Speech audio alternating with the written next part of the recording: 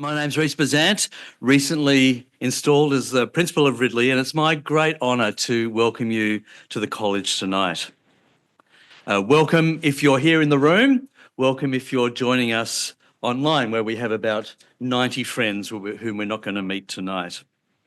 The Charles Perry Lecture is inaugurated in order that we might learn about Melbourne evangelical history, not much researched.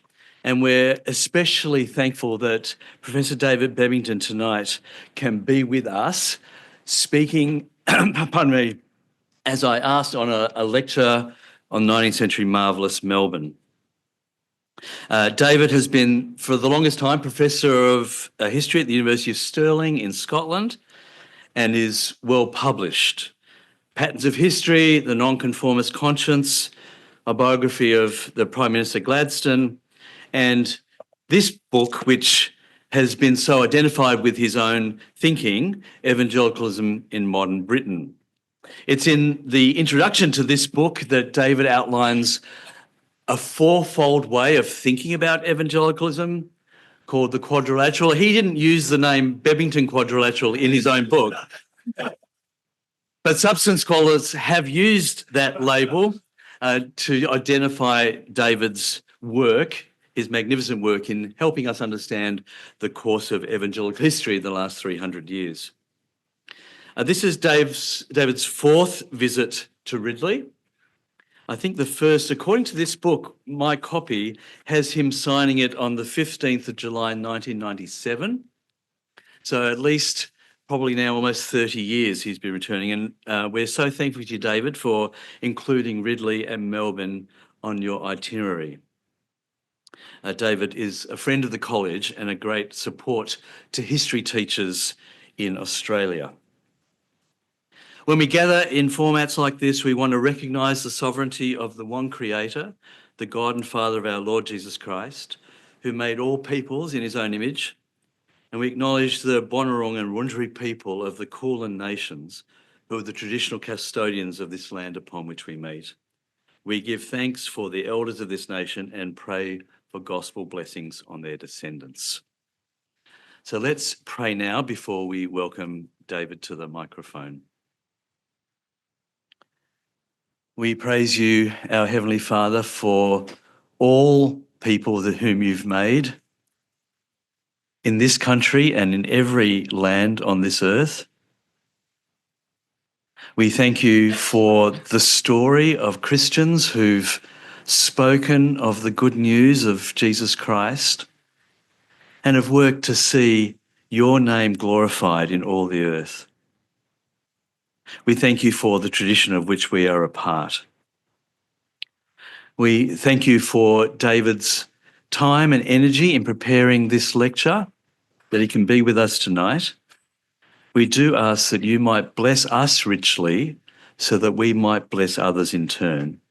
For we pray it in Christ's strong name. Amen. Would you please welcome David to the podium? Ladies and gentlemen, I'd like to begin by a word of thanks for the invitation to give the Charles Perry Lecture. I'm especially glad because it's an excuse to come to Melbourne.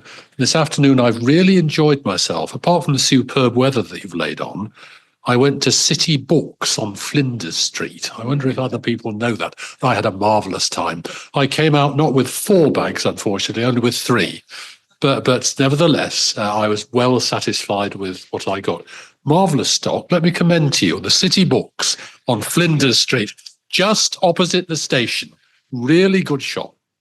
So, I want to talk about Melbourne, and my title is Marvellous Melbourne, a representative denominational society in the 19th century evangelical world. I wonder if it's possible to have the map of the cemetery up, please. Thank you. I'll refer to that once or twice. That is indeed the cemetery that I'm going to talk about substantially in this talk. Melbourne in the 19th century was celebrated as one of the wonders of the modern world. The eminent English historian Asa Briggs praised it in his classic book Victorian Cities of 1963 as one of the greatest conurbations of Queen Victoria's reign.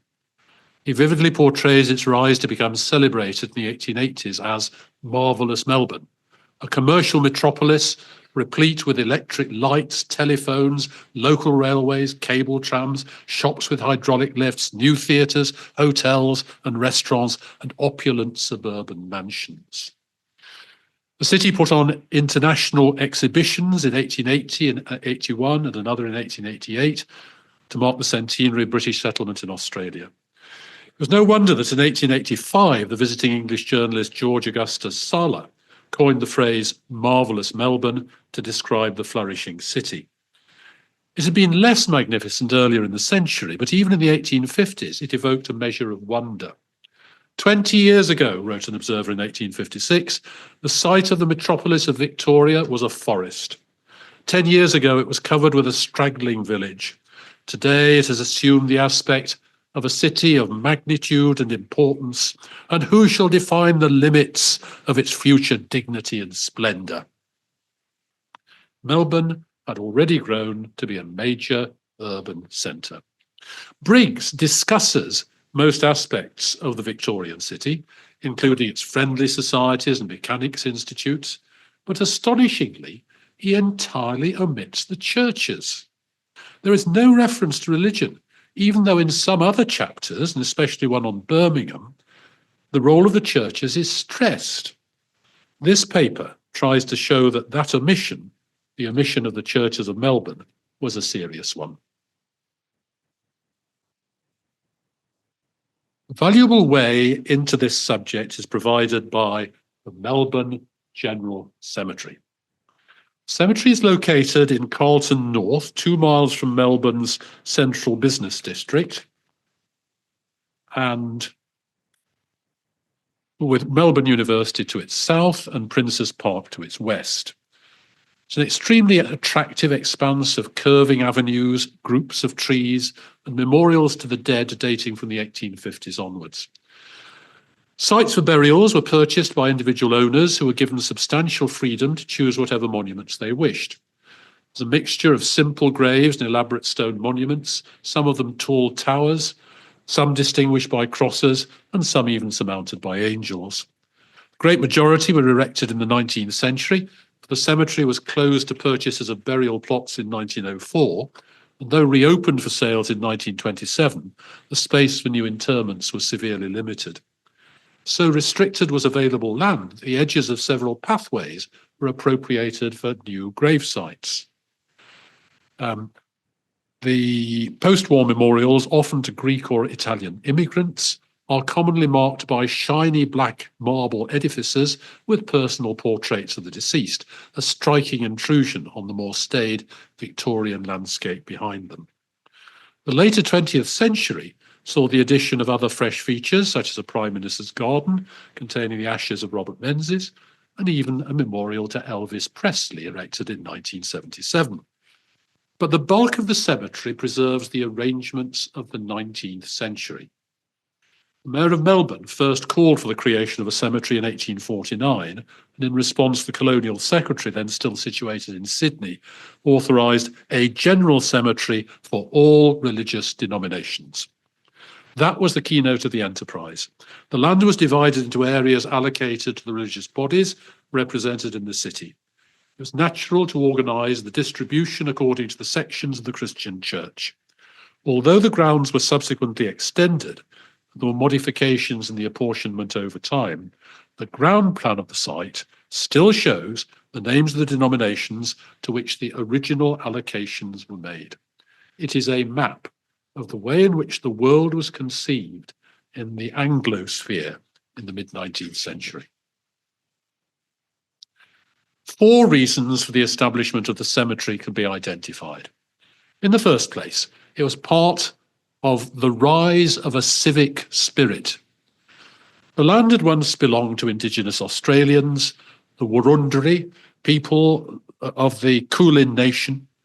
The first white occupants arrived from Van Diemen's Land in 1835 to create a tiny settlement on the banks of the Yarra River. 2 years later, Governor Burke of New South Wales visited the spot, naming it Melbourne after the current British Prime Minister. By the late 1840s, it was turning into a place of some standing. The significant stage was reached in 1847 when it became a city in virtue of the creation of the Anglican Diocese of Melbourne. The choice of the settlement was not obvious because Geelong, also close to the Bay of Port Phillip, was considered as a location for See City. In the same year, the Roman Catholic Church chose Melbourne as the seat of a bishopric. The city was developing, with the first permanent bridge being erected over the Yarra in 1850. The most crucial development came in 1851, when the Port Phillip district was separated from New South Wales to become the colony of Victoria. Melbourne was selected as the capital city. Over the next few years, a range of civic institutions was set up. The foundation stone of the university, for example, was laid in 1854. Dignified provision for the dead was one of the facilities required by the living. Melbourne General Cemetery was opened on the 1st of June, 1853. It was one of the adjuncts of a city with a growing sense of its own worth. Secondly, there was the specific issue of adequate provision to meet the demand for burial space. An area outside the settlement was designated for interments in 1838, when William Grant Broughton, as Bishop of the whole of Australia, consecrated the Anglican portion on a visit to Melbourne. This old burial ground on the site of the later Queen Victoria Market served the needs of the town during the 1840s. The population initially mushroomed to over 20,000 by the end of 1841, but an economic recession held back further growth until the last years of the decade. At that time, there was no need for further space for interments. By 1850, however, the new city was growing again, reaching a figure of some 23,000 in that year. The old burial ground was about to prove inadequate. In that year, the superintendent of the Port Phillip district was informed that the Church of England land there would be used up within 6 months. A Melbourne Cemetery Act was therefore passed at Sydney before the separation of Victoria from New South Wales, authorising the establishment of a new cemetery. Before it could be created, however, gold was discovered in Victoria. Although large numbers of men disappeared from Melbourne to the goldfields in search of fortunes, the city was deluged with newcomers from many lands. In January 1852 alone, 7,500 persons arrived in Melbourne, and in each successive month later in the year, between 5,000 and 6,000 more reached the city. This torrent of humanity was not the cause of the establishment of the new cemetery, since it was already being planned, but it accentuated the need for fresh interment space. Bishop Charles Perry, who'd taken up his responsibilities in 1848, demanded in February 1853 that the directors should hasten the opening of the new premises because the existing Anglican burial ground was entirely full. The population of Melbourne went on to increase fivefold during the 1850s to 126,000, primarily because of the influx of speculators for gold. That is why it was necessary in 1858 to expand the size of the cemetery from the initial 33.5 acres to 87 acres. The extent of the new cemetery, as well as its original opening, was the result of the growing scale of the city. The concern with public health was a third reason for the setting up of Melbourne General Cemetery. In Britain, rapid urbanisation with a rising death rate was causing serious alarm. Burials in overstocked traditional graveyards were increasingly held to be the source of the problem. Thomas Wakeley, who was coroner for West Middlesex, was particularly aware of the state of London, wrote in 1839 that putrid exhalations from dead bodies in concentrated degree produce highly injurious and even fatal effects on the living subject. Although this view was based on entirely mistaken theories of the transmission of disease by emanations, it became received opinion during the 1840s. Bad smells kill people. Joint stock companies were established in many towns and cities of the United Kingdom to set up new cemeteries outside an urban setting. A series of burial acts was passed by Parliament from 1852 onwards to attempt to deal with the problem. It seemed a vital public issue. Not surprisingly, there were echoes of the question among British settlers abroad. Melbourne councillors and editors frequently expressed worries about the risks of burial too near the settlement in 1849 and 50. The urban area had expanded until its outlying houses were close to the existing burial ground, and so the health hazards that afflicted Britain might also endanger life in the city. Furthermore, the law of New South Wales, with which Melbourne was still associated until 1851, prohibited places of interment within a mile of town boundaries. The solution lay in the establishment of a cemetery at a reasonable distance from the city. After its creation, the transient population attracted by the gold diggings, often living in tents, was especially liable to poverty, illness, and death. That helps account for the large number of pauper burials in the new cemetery during the 1850s and the consequent recognition that its bounds must be extended. The preoccupation with public health was another of the factors leading to the opening and early development of the cemetery. The fourth reason was the wish to provide facilities for recreation. Many of the British cemeteries established to supply healthier burial conditions were also designed to be attractive places for public leisure. In London, West Norwood 1837 and Highgate 1839 cemeteries were of this type, and so were provincial imitations such as the Undercliff Cemetery in Bradford 1854. The ultimate exemplar of this style had been the Père Lachaise Cemetery in Paris, which had been opened as long ago as 1804.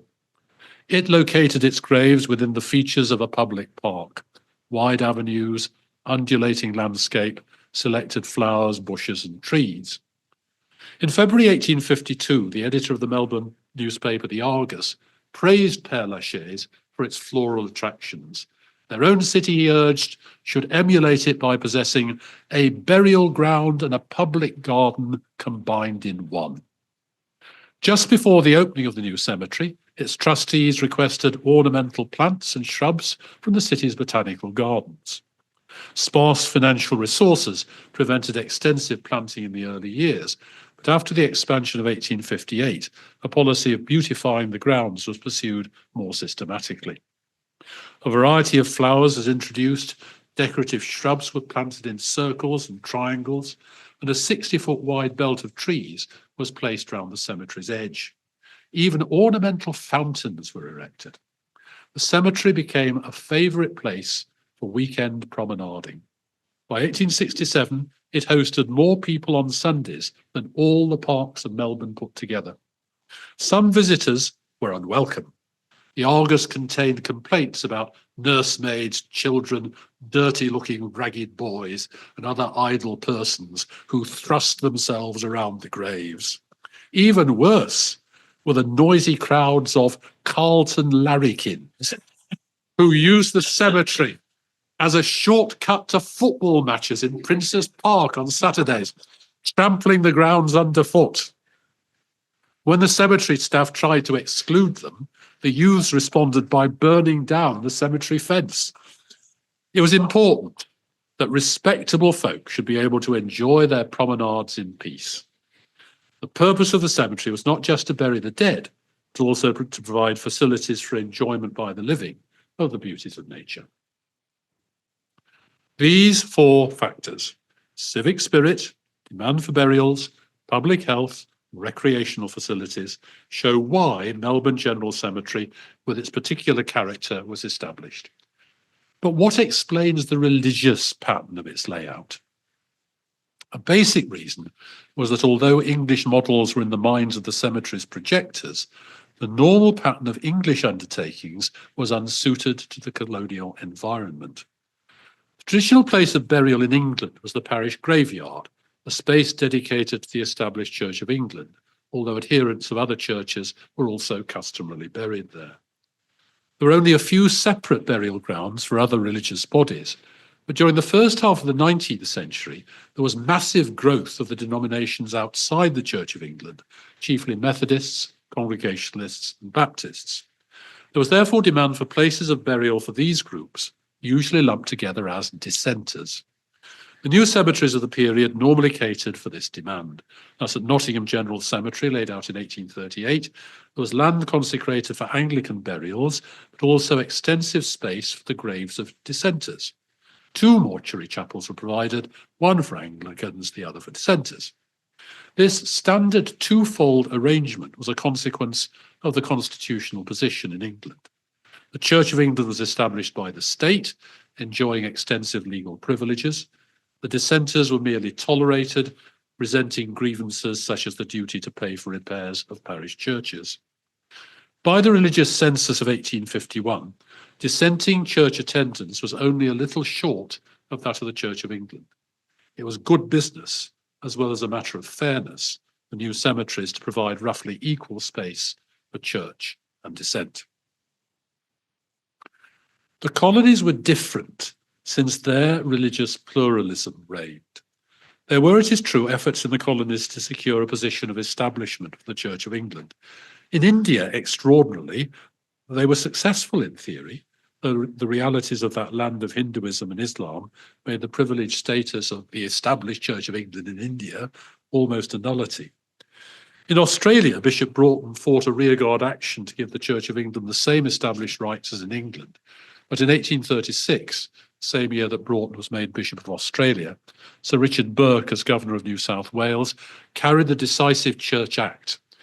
It ensured that a different model of church-state relations was followed, the pattern of concurrent endowment. Any denomination could apply for financial grants for church building and ministerial support. Burke envisaged that Anglicans, Catholics, Presbyterians and Wesleyan Methodists would be the recipients, but Baptists also sneaked in 1839. This principle of religious equality was also applied to education.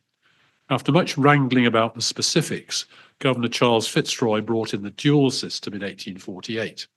In national schools, the curriculum was to be secular, but local clergy could provide instruction for their own flocks. In denominational schools, on the other hand, government funds were to be distributed to various religious bodies according to the proportion of the population declaring themselves adherents in the census. A denominational board consisting of Anglican, Catholic, Presbyterian and Wesleyan representatives presided over the system. That was the pattern of state support for religion and education taken over from New South Wales by Victoria when it became separate in 1851. Unlike England, the new colony did not have a single established church, but various substantial denominations receiving benefits from the government. It was therefore settled from the start that the axiom of religious equality should be applied to the new cemetery in Melbourne. There would not be only 2 blocks of land within its bounds for church and dissent on the English model, but several areas for the range of existing denominations in the colony. The original discussions about the cemetery's religious complexion took place in 1849 to 50, before the separation from New South Wales, and so were dominated by Sydney. There, the Surveyor General proposed a distribution of religious plots based on what was envisaged for a Sydney General Cemetery, already planned but not yet executed. It envisaged large allocations for Anglicans and Catholics, medium-sized ones for Presbyterians and Wesleyans, and small ones for Jews, Quakers, and other denominations. Melbourne, however, secured permission to vary the pattern. Independents, as the Congregationalists called themselves, and Baptists successfully called for their own sections, and the allocation for other denominations was increased. The 5 trustees nominated were the same individuals who served on the denominational board for education, and therefore included represented the Anglicans, Catholics, Presbyterians, Wesleyans, and Independents. Remarkably, exactly that pattern, with the addition of a Jewish representative from 1858, remained in charge of the cemetery's affairs down to as late as 1978. The new institution continued to reflect faithfully the religious world of the mid-19th century. The internal shaping of the cemetery fell to an architect named Albert Purchas. Born in Wales in 1825, he emigrated to Melbourne in 1851. A young, unmarried man, he was a person of strong character, remaining so into old age. In 1896, as a highly prestigious member of his profession in his 70s, he was asked for his ticket by a railway employee, took offence, and struck the unfortunate man with his cane, landing up in court. He prepared a plan of the cemetery in early 1852. even before appointment as its surveyor and architect, and as its secretary down to the 20th century, exercised a decisive influence over its long-term development. In his later years, he imposed a tight censorship on epitaphs proposed for memorials, rejecting doggerel sternly and insisting that stonemasons removed any inscriptions made without his prior approval. At the start, it was Purchas who laid out the pattern of flowing curved pathways that framed the burying ground. Although there were similarities to the plan of Père Lachaise, unlike the Paris cemetery, Purchas's design included no straight lines whatsoever. It breathes a romantic spirit that is also evident in the Borundara cemetery in Kew, where he also designed the landscape, acted as a chair, and was eventually buried in 1909. It was Purchas then who decided the placing of the land allocated to the various denominations at the Melbourne General Cemetery. Until alterations in the 1930s, the main entrance was in the middle of the western side, where Westgate is indicated at the top left there. That's the middle of the western side. That was the main entrance. Purchas determined that the Church of England plot, occupying the largest extent of space, should be the only one to the right of the entrance, apart from a small Jewish graveyard in the far corner. On the left were the Roman Catholics, with the Presbyterians behind them. A corner of the Presbyterian plot was allocated to the Society of Friends, Quakers, and round the fringe, round like that, were Wesleyans, Independents, Baptists, and other denominations. That was how the world then appeared. Anglicans were the sheep on the right. The Catholics, as the second largest group, could not be denied a prominent site, but they were the goats on the left. And everybody else must be represented. The site was a microcosm of mid-19th century society. The 1850s formed a decade in which the evangelical movement in the English-speaking world reached its peak. This section of international Protestantism had grown by stressing the message of the Bible, doctrine of the atonement, the need for conversion, and the obligation to be active in the service of Christ. In England itself, the evangelical party within the Church of England had risen to prominence, enjoying the allegiance of more than a third of the clergy.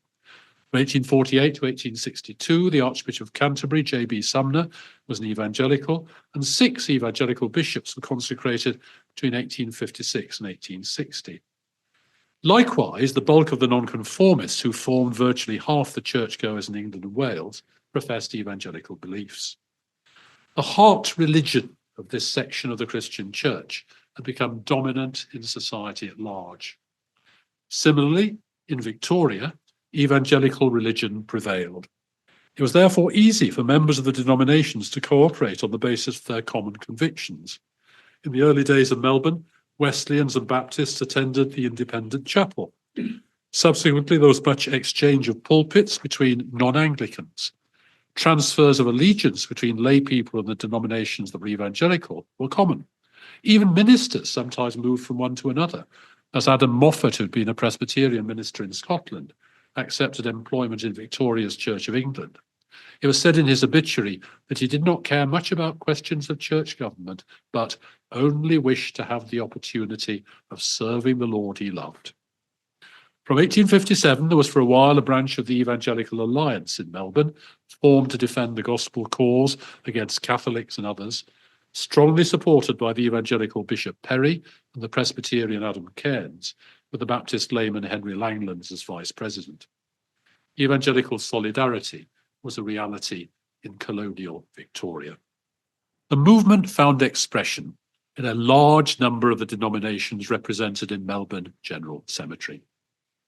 In 1851, 48% of the population of Victoria declared themselves Anglicans.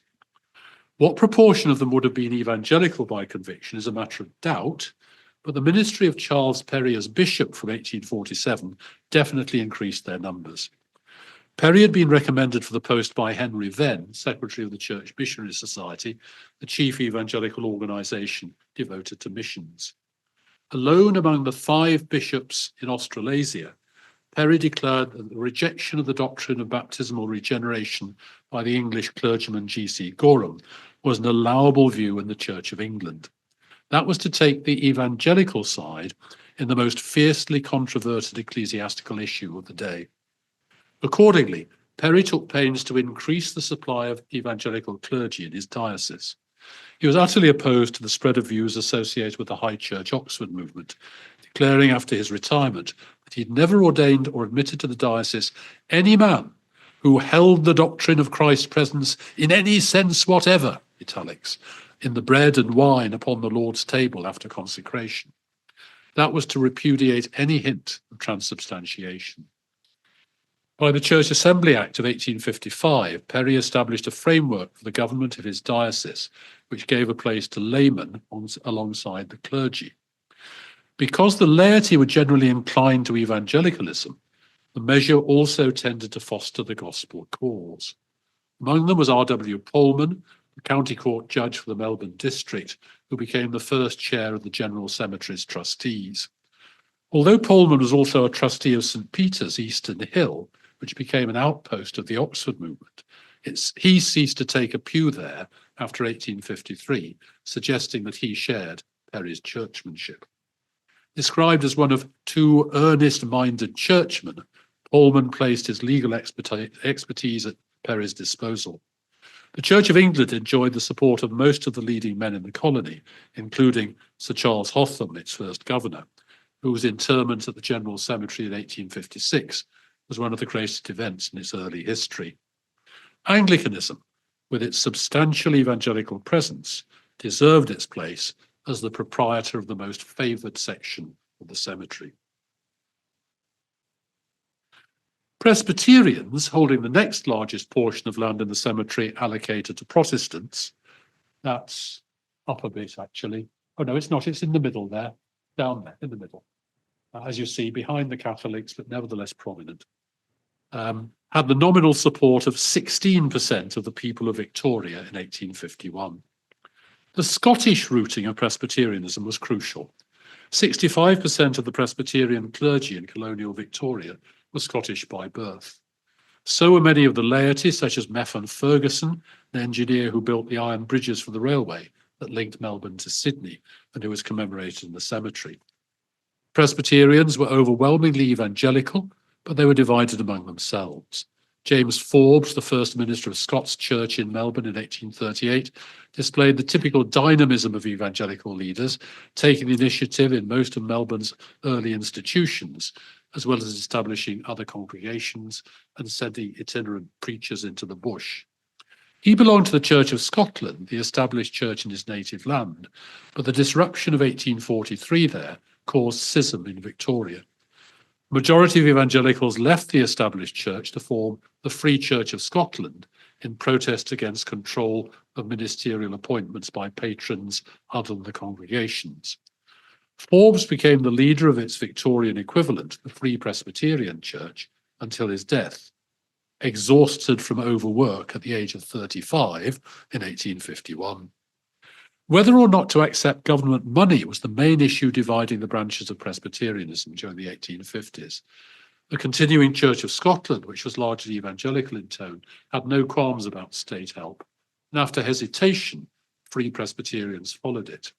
Another group, the United Presbyterian Church, however, agreed with its Scottish mother denomination in rejecting state aid altogether. It was the evangelical common ground of the three that was sufficient to bring most of them together as a united church in 1859, in a reunion that was not achieved in Scotland until 1929. The single plot for Presbyterians in the Melbourne General Cemetery was an anticipation of their melding into one in other parts of the world. The other Protestant bodies with land in the cemetery were the Australian equivalent of the dissenters. They too swelled the ranks of the evangelicals. Although the 1850s disliking the title dissenters, the Wesleyan Methodists formed the largest of these denominations. At the census of 1851, 7% of Victorians identified themselves as Methodists. Most of them were far from nominal in their allegiance. In the previous year, there were reckoned to be more Methodists than Anglicans who actually attended church in Victoria. Subsequently, with an army of lay preachers at their disposal, they made more inroads into the transient population of the goldfields than any other body. Alongside the Wesleyans, there were several smaller Methodist organisations, the Methodist New Connection, the Primitive Methodists, the Bible Christians, and the United Methodist Free Churches. None had a separate plot in the cemetery, and so it must be presumed that they were interred alongside their Wesleyan contemporaries. The urgent evangelistic spirit of the Wesleyan Methodists is succinctly expressed in a journal entry by Walter Powell, a hardware importer who became the most successful businessman in their ranks. "O Lord, save Melbourne." The independents were just as eager to bring in converts. By 1854, 7 of their churches had already been planted in Melbourne and its suburbs. Like the Presbyterians, the independents disagreed among themselves about whether to accept government grants for church sites and Sunday schools, with Alexander Morrison, their leading minister, being willing to receive them, but the bulk of his colleagues sternly rejecting the idea. The success of the denomination without state aid was symbolised by the Collins Street Independent Church, a magnificent polychrome Romanesque structure built in 1866, now St Michael's Uniting Church. The Baptists, likewise, having their largest church on Collins Street, included some congregations restricting communion to those baptised as believers. But most, including Collins Street, opens the Lord's table to all sincere Christians. James Martin, the Collins Street minister from 1869, expressed the prevailing attitude in the following year. "We are not, as Christians, to spread Baptist views, but as Baptists to spread Christianity." That statement was an epitome of the evangelical stance of the times. A section of the cemetery, however, was allocated to a church which lived a life apart from the others. 23% of the people of Victoria described themselves as Roman Catholics at the 1851 census. A forest of Celtic crosses marks the graves in the large Catholic plot. The Irish population of Victoria had already reached some 9,000 by 1846 and was to attain 60,000 by 1858. Although a number of the Irish coming from the north of Ireland were strong Protestants, the great majority were at least nominally Catholic. Some were highly devoted. There are portions of the ground assigned to religious orders, including the Christian Brothers and the Sisters of Mary. There are also monuments to laymen who defended Catholic interests in politics, notably Sir John O'Shaughnessy, who was active in Victorian politics from 1846 down to his death in 1883. The Roman Church seemed a threat to the evangelical consensus. When Bishop Perry arrived in Melbourne in 1848, the Catholic priest Patrick Geoghegan left a visiting card at the bishop's residence to welcome him. Instead of returning the call, Perry explained to the priest that he could have nothing to do with him because he felt an obligation to contend earnestly for the faith once delivered to the saints. 3 years later, he advised his clergy that association of any kind with Roman Catholic clergy was inexpedient. His firm anti-Catholicism led Perry to adopt the strange position for a church leader in Victoria of announcing that though circumstances dictated accepting government grants for churches, in principle he was opposed to receiving state money for his denomination, since that entailed tolerating public money for all, including Catholics. Error ought to be repudiated, not fostered. It is not surprising that the trustees of the Melbourne General Cemetery experienced friction between the Protestant majority and the Catholics. When the cemetery was opened in 1853, the Roman Vicar General initially refused to consecrate the Catholic ground unless Protestants in mixed marriages were excluded. But the trustees replied they could not prevent a husband from burying a wife of another denomination in a family vault. Intermittent sniping over such issues continued down the years, with the Roman Catholic trustee, Charles McCarthy, often assertively raising questions about policy until his fellow trustees removed him by a vote of no confidence for his abrasiveness in 1890. Conflict between those of evangelical persuasion and Roman Catholics was an endemic feature of the 19th century. Melbourne General Cemetery also contained an area for the graves of other denominations. You'll see that indicated by OD in various places. scattered around.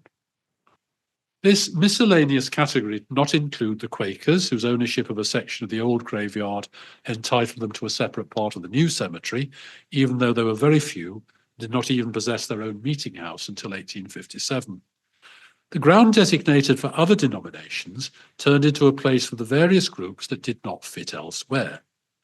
It was initially where executed criminals were buried, but it chiefly catered for non-Christian communities. After 1860, there were a few burials of Muslims from among the operators of camel trains in the outback, a group usually labelled Afghans, wherever they came from in Asia. Non-Christian Chinese were also interred there. Men from China poured into Victoria on the discovery of gold, until by 1857 it was guessed that there were 35,000 of them on the goldfields. Christian missions were mounted among them from that year, but to little effect. The race was largely treated with contempt. An unsympathetic Presbyterian in 1880, deploring the Chinaman's pigtail, his outre dress, and his mean and overcrowded hovel. There were worries about the pagan rituals at Chinese gravesides, especially the displays of fireworks, which disturbed the peace and attracted undesirable sightseers, again from North Carlton. The Chinese were definitely other. So were the native Australians who were buried in this area. At the 1851 census, it was estimated there were 2,700 of them in Victoria. Although two Moravians organised a mission to the Aboriginal peoples of the colony in 1850, there were few converts.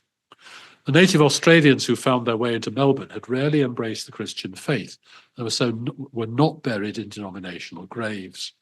In 1864, the Central Board for the Protection of Aborigines requested a separate Aboriginal plot, and the trustees agreed, but the suggestion was never followed through. Native Australians continued to be relegated to the other category. The Jews of Melbourne, however, did possess a distinct area in the cemetery, even though it was located in its far right-hand bottom corner, southeast corner. That was welcome for the Jewish community, which wanted seclusion. There was a separate gate for the Jews, and Gentiles entered from the west, not being allowed to cross Jewish ground. It was agreed at the opening of the cemetery that unlike Christian graves that were orientated east-west, the Jewish graves should be north-south. The Hebrew congregation, named Remnant of Israel, as though to indicate its isolation, erected a mortuary chapel of its own as early as 1854. 4 years later, it also acquired a Jewish representative on the Board of Trustees. In 1857, when there were found to be 1,320 Jews in Melbourne, a second congregation, the Hope of Israel, was launched. It objected to the first congregation's monopoly on the mortuary chapel, but the trustees left it to the rival congregations to sort out the difficulty. Much later, in 1885, a reformed synagogue, the Temple of Israel, was started and applied for a plot in the cemetery. It failed to gather momentum and the proposal lapsed. Over the years, there was a remarkable degree of harmony between the Jews and the cemetery authorities. Indeed, R.W. Polman, the Anglican chair of the trustees, was among the public supporters of state aid to the Jewish community in 1856, a prelude to the grant of full civil rights to Jews 3 years later. The contrast with Protestant Catholic tensions was striking. The evangelical majority found it much easier to deal with Jews than with Roman Catholics. The denominational mosaic of Melbourne included a range of smaller groups. The Unitarians were allocated an acre in the cemetery from its foundation in 1853. Although catering for an intellectual elite in the city and taking bold steps such as choosing a female minister as early as 1873, the Unitarian congregation remained small, except for a brief spell in the 1880s. In 1891, the denomination's land allocation of the cemetery was actually taken over by the Lutherans. That body, which worshipped in German, had been granted a cemetery plot of its own in 1858. Despite the language barrier, the Lutherans, unlike the Unitarians, had no significant doctrinal division from the evangelical community of Melbourne. The first Lutheran pastor was installed in 1853 by a set of clergy from the other denominations. In 1884, there was a split in the Lutheran Synod because some of its members insisted on supporting the Basel Mission, a foreign missionary society that was part of the International Evangelical Network. There was also a tiny explicitly evangelical denomination represented in the cemetery, the Free Church of England, which had left the established church over mistreatment of English evangelical clergy, had a congregation in Melbourne in a corner of an other denomination section in the cemetery after 1859. Other groups in the range of denominations represented in Melbourne were often outside the evangelical orbit. The Society of the New Church, followers of the Swedish mystic Emanuel Swedenborg, existed in the city from 1853. In the same decade, the Christian Israelites, disciples of John Rowe, who were early believers in the identity of the Anglo-Saxon race with the 10 lost tribes of Israel, established a congregation in the Melbourne suburb of Fitzroy, which extraordinarily in 1991 was still the organisation's world headquarters. The Australian Church, founded in 1885 by the followers of Charles Strong, whose increasingly liberal theology had led him to leave the pulpit of the Scots Church, was explicitly diverging from evangelical orthodoxy. The Catholic Apostolic Church, which had evangelical roots but a high church liturgy, and the Churches of Christ, close to the evangelicals but excluded from the Evangelical Alliance for upholding baptismal regeneration, also arrived in the 1850s. None was large enough to warrant the allocation of a cemetery plot. Nor were the Brethren, so-called Plymouth Brethren, whose first Australian assembly was begun in Melbourne about 1850, but they were impeccably evangelical. So was the Salvation Army, which reached the city in 1882 and which asked unsuccessfully for a cemetery plot for its officers in 1896, not its members, intriguingly. The variety of lesser bodies in Melbourne therefore represented an extremely mixed bag. Yet the existence among them of those preaching the gospel as clearly as Bishop Perry heightened the sense of evangelical dominance in the ecclesiastical sphere during the later 19th century. Melbourne General Cemetery provides a lens through which to view the society of the city in the mid-19th century. 4 reasons combined to induce Melbourne to create so attractive a place for the interment of the dead: the powerful civic spirit, a need for adequate burial space, anxiety about public health, and a wish for recreational facilities. The religious arrangement of the cemetery was not the bipolar pattern of England, based on the rivalry of church and dissent, but an expression of religious pluralism. Albert Purchas saw to it that each of the denominations received a due allocation of land. The cemetery was created at a juncture when the evangelical movement had come to fruition, fostering much cooperation between denominations that preached the gospel. Yet the landscape of the cemetery showed the continuing salience of the denominations. Church of England and Victoria under Bishop Perry was becoming a largely evangelical diocese. The Presbyterians, though pursuing disagreements over relations with the state inherited from Scotland, united on the common ground of the gospel. The Methodists, Independents, and Baptists were equally devoted to evangelical priorities. Roman Catholics appear to be the grand exception, regularly at odds with the evangelical stance of the majority. The cemetery catered for other denominations, chiefly Chinese and Aborigines, and for Jews, but these groups were on the margins, physically within the burial ground, as well as socially within the city. The smaller religious groups were often, though by no means consistently, close to the evangelical consensus. Here, then, was a denominational and preponderantly evangelical society. If there was denominational divergence, for the most part, there was evangelical convergence. A similar pattern was replicated elsewhere in the English-speaking world, though everywhere there were differences. In America, the balance of denominations was usually skewed less in favour of Anglicans, and in Canada, the Presbyterians were commonly stronger. But Melbourne's General Cemetery displays clearly that the inhabitants of the city, like those of ancient Athens, were very religious. Asa Briggs' picture of the city needs to be supplemented by a recognition of the prominence of the churches in its life. Not just commercially, but also religiously, Melbourne was marvellous. Thank you very much.